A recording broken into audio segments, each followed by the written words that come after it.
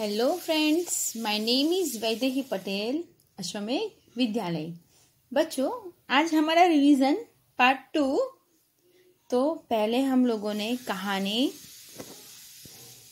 पत्र और निबंध देख लिए हैं। अभी हम लोग देखेंगे चैप्टर 5। क्यों? क्योंकि चैप्टर 1, 2, 3 एंड 4 हमने ऑलरेडी रिवीजन पीरियोडिक टेस्ट में मैंने करवा लिया है। तो चैप्टर 5 सवाल बालमन के और जवाब डॉक्टर कलाम के। तो बच्चों, आज हम इसमें देखेंगे अभ्यास में जो है वो आपको क्वेश्चन आंसर खुद रीड करने होंगे। मुहावरे का अर्थ देकर वाक्य में प्रयोग कीजिए। जी तोड़ मेहनत करना यानी कि बहुत मेहनत करना। महारत हासिल करना यानी योग्यता प्राप्त करना। आगे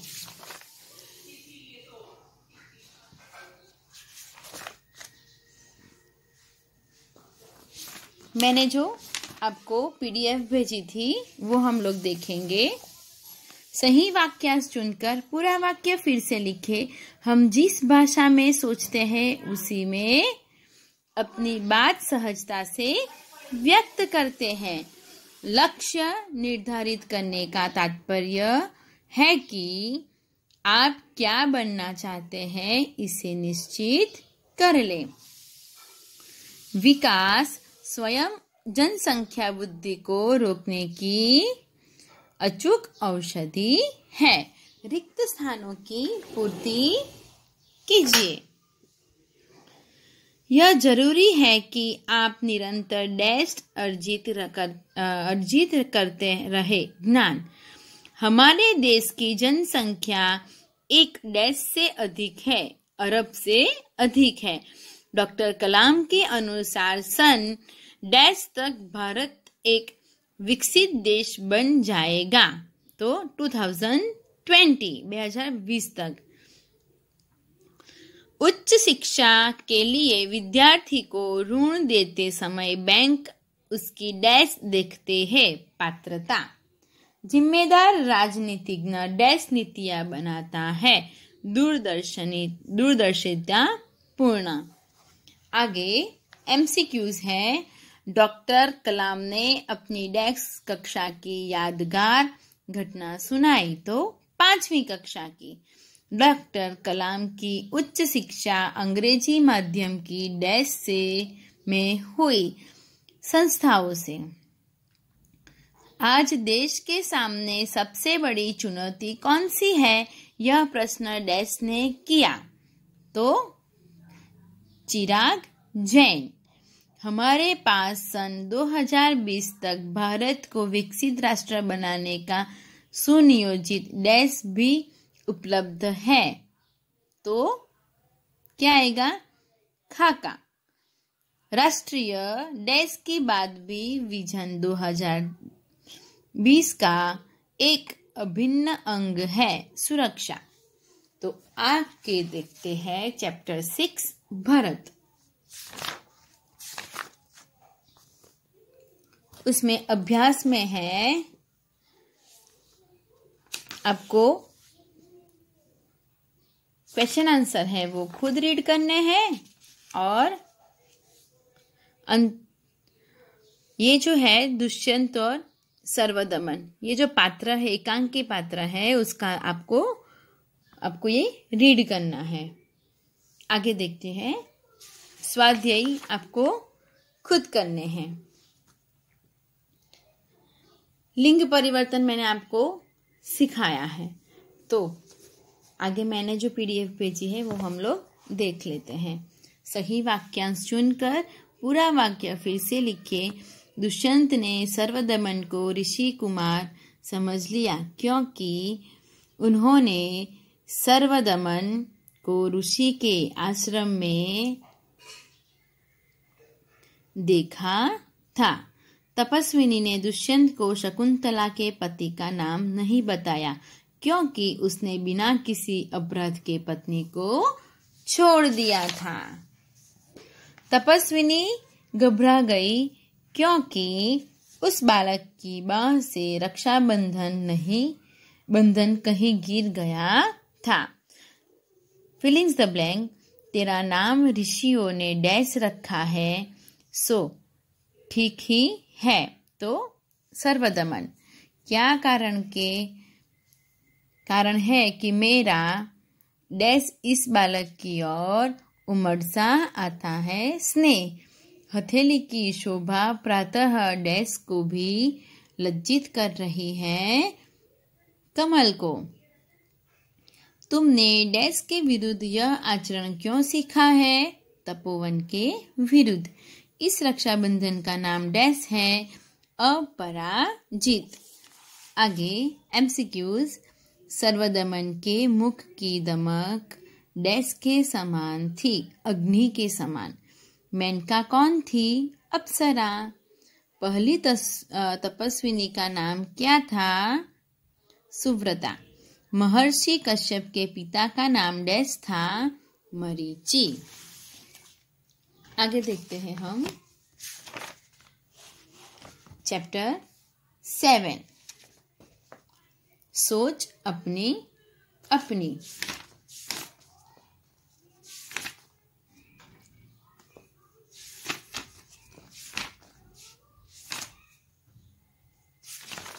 इसमें स्वाध्याय जो है वो आपको करना है।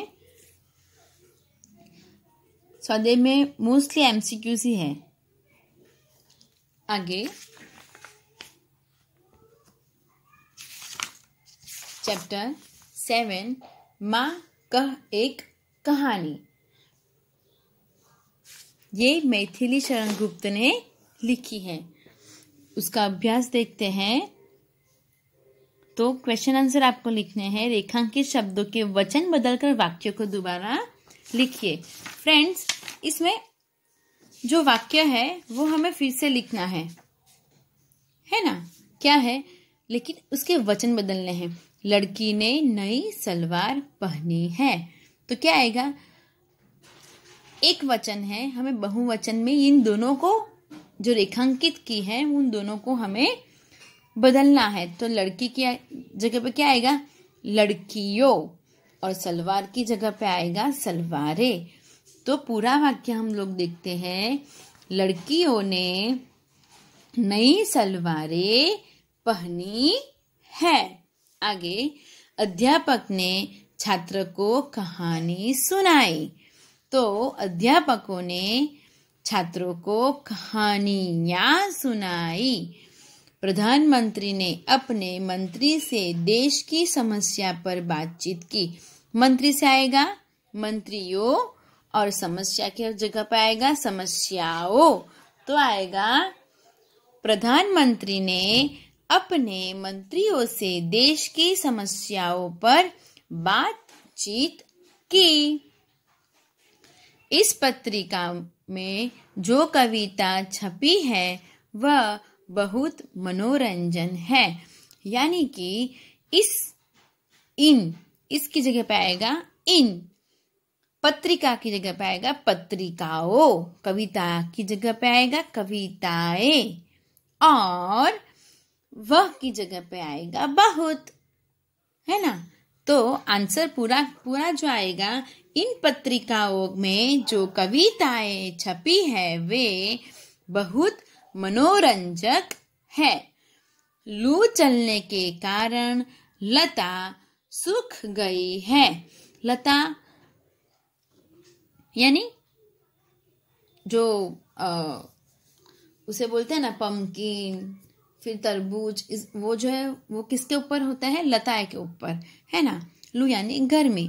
तो लता एक ही लता, लेकिन उसको हमें वचन बदलना है। तो लताएं। तो क्या आएगा?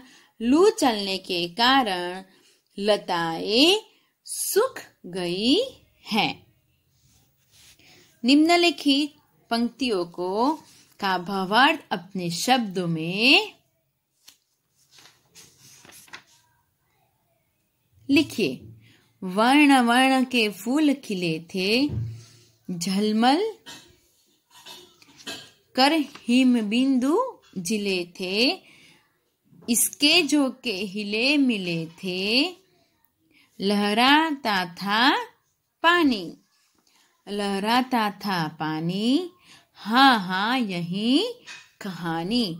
यानी कि बगीचे में बहुत तरह तरह के रंगों वाले फूल खिले थे। उन पर ओस की बूंदें चमक रही थी। हवा के हल्के हल्के झोंकों से फूल हिल रहे थे। उन पर ओस का पानी लहराता था। राहुल ने पूछा, क्या उन पर पानी लहराता था? हाँ माँ, मुझे यही कहानी सुननी है। आगे, तू है हठी मान धन मेरे, सुन उपवन में बड़े सवेरे, तात भ्रमण करते थे तेरे, जहाँ सुरभि मनमानी। जहाँ सुरभि मनमानी, हाँ माँ यही कहानी। तो इसमें कहा है,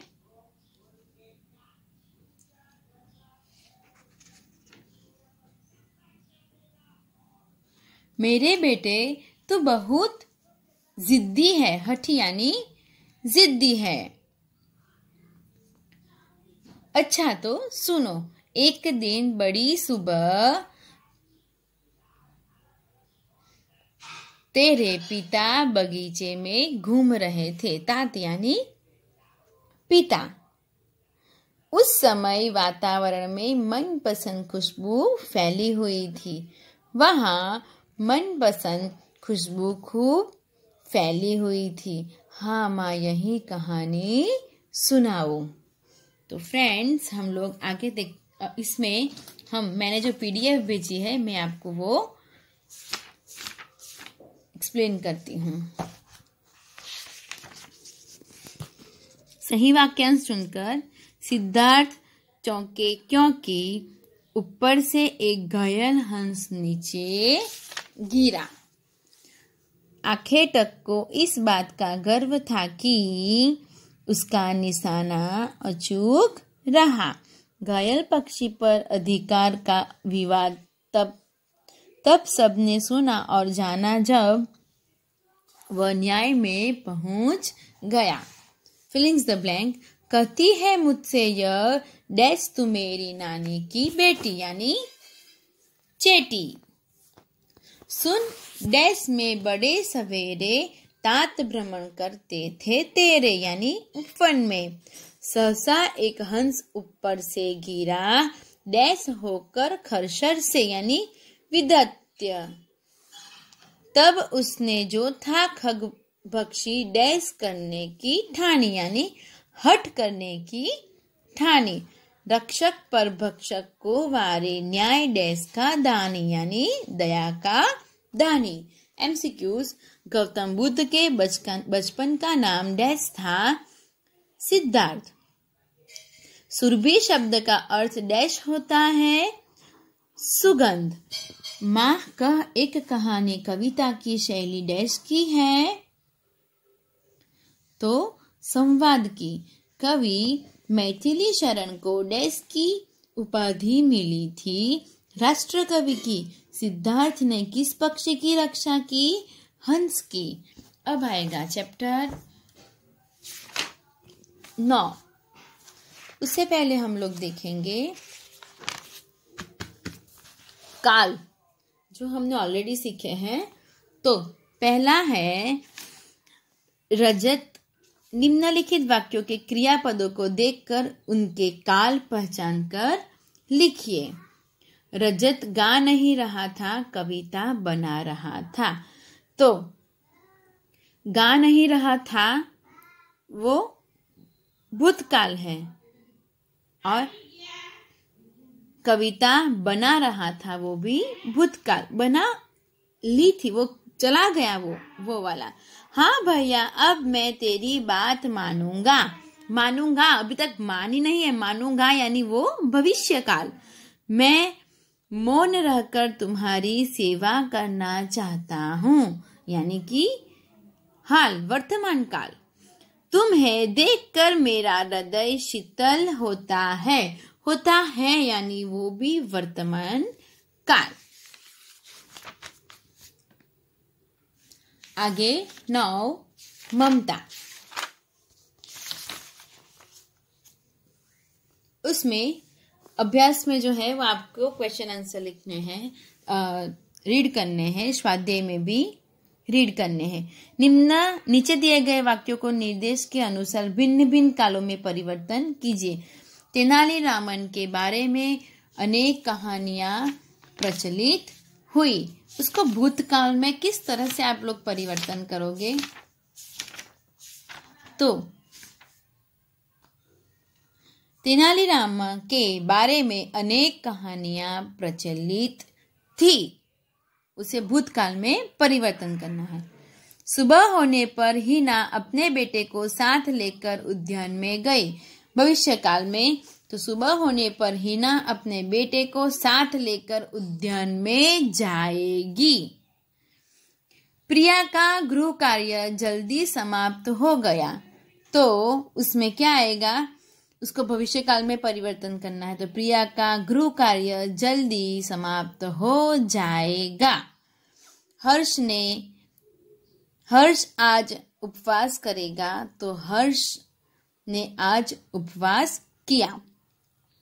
मनोज अक्सर जागता रहता था, वर्तमान काल में परिवर्तन करना है, तो मनोज अक्सर जागता रहता है।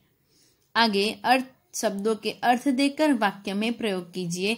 ये जो है, जो मैंने आपको ब्लूप्रिंट में दोहा के बारे में लिखा था, तो शायद दोहा की जगह पे मैं आपको कालों में परिवर्तन कीजिए, ये मैं आपको पूछूंगी। तो दोहा जो है वो मैं आपको पूछूंगी नहीं। आगे शब्दों के अर्थ देकर वाक्य में प्रयोग कीजिए। दुहिता यानी उसका अर्थ है पुत्री, तो उसका वाक्य में प्रयोग, सीता जनक की दुहिता थी। वेदना यानी पीड़ा, दर्द, तो वाक्य, औषधि से मेरी वेदना दूर हो गई। उत्कोच यानी रिश्वत, तो वाक्य है, सरकारी पद पर रहकर उसने कभी उत्कोच नहीं किया। जीर्ण यानी पुराना, फटा, तो कीमती वस्त्र पहनने वाले महिला अब जीर्ण वस्त्र पहनती थी। आतताई यानी अत्याचारी, तो वाक्य है, आतताई शांति और प्रेम की भाषा नहीं जानता। तो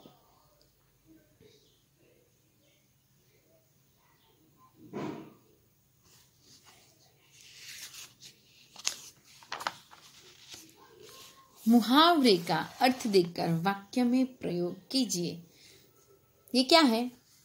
कुछ शरीर के अंगों के चित्र है, उसका देखो, आंखों का तारा होना, तो आंख लाल होकर उससे पीड़ा होना। आजकल शहर में आंखें आने की बीमारी फैली हुई है ना?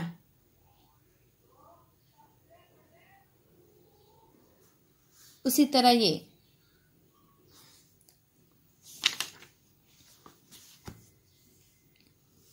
कान देना यानी ध्यान से सुनना, कान खाना यानी बकबक करना, और कान खड़े करना यानी चौंकाना होना यानी सावधान होना। 3 मुहावरे उसके ऊपर है। ये क्या है? सिर, तो सिर उठाना यानी बगावत करना। दूसरा मुहावरा है सिर नीचा होना यानी लज्जित होना, पराजित होना। और तीसरा मुहावरा है सिर पकड़कर बैठना यानी पछताना। ये क्या है? हाथ, तो हाथ आना दूसरा यानी मिलना, दूसरा है हाथ मलना यानी पछताना, और तीसरा मुहावरा है हाथ फैलाना यानी मदद करना। आगे रूपरेखा के आधार पर कहानी लिखिए। मित्रों, आपको एक कहानी तो ऑलरेडी मैंने भेजी है, दूसरी 2 कहानी है हमारे में। एक तो चैप्टर नंबर 9 में कहानी हमने देखी, एक निर्दयी राजा, गुलाम को दंड, गुलाम का जंगल में भाग जाना। और दूसरा है बच्चों, मैंने अभी आपको दिखाया कि वो है chapter number I think so 7th में है बच्चा। 7th में कहानी नेवले वाली जो कहानी है वो है चैप्टर नंबर 5 में। एक ब्राह्मण स्त्री नेवला पालना। तो 3 कहानी हो गई है ना। एक चैप्टर नंबर 5, एक चैप्टर नंबर 9 और मैंने जो एक एक्स्ट्रा लिखवाई है वो, है ना। तो अभी हम लोग देख लेते हैं चैप्टर नंबर 9 के जो मैंने PDF भेजी थी वो वाले क्वेश्चंस। ममता के लिए किसी वस्तु का अभाव संभव न था क्योंकि वह मंत्री चुंडामणि की अकेली दुविधा थी। मुगल के प्राणों की रक्षा हुई क्योंकि ममता ने उसे आश्रय दिया। ममता की दृष्टि में उसका धर्म था अतिथि देव का सत्कार। ममता मृगदाव में चली गई क्योंकि वह हुमायूं के साथियों की दृष्टि में न पड़ी। ममता ने सुना था कि पथिक ने सेवकों को उसके लिए घर बनवाने की आज्ञा दी थी।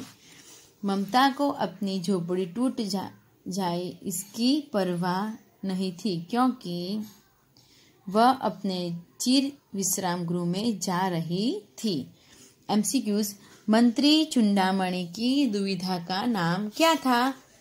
तो फ्रेंड्स, आपको ये मैंने ऑलरेडी PDF भेजी है तो आपको ये रीड करना है।